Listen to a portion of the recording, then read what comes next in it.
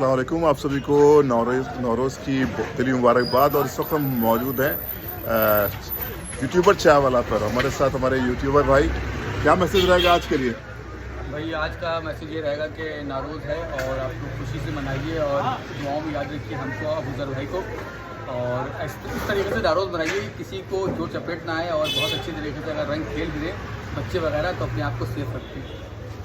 हाँ, और कलर्स ऐसे जो बहुत नुकसान देने वाले कलर्स हैं उनका यूज़ ना करें। आप इंजॉय करें। इंजॉय करना आपकी लाइफ में बहुत ज़रूरी है, क्योंकि इंजॉयमेंट के बगैर तो लाइफ अधूरी है। और ये शिया चैनल तो है ही हमारा, लेकिन ये यूट्यूबर चाय वाला, यहाँ पर भी आप लोग विज़िट करें। वालेकुम अस्सलाम। और इनके चैनल को भी आप सब्सक्राइब करें, उस पर विज़िट करें। और आपको अच्छे वहाँ पर फूडी चैनल है इनका, तो वहाँ पर अच्छी डिशेस भी आपको देखने को मिल जाएंगी और खाने को भी मिल जाएंगे। और यहाँ पर एक बार विज़िट ज़रूर करें।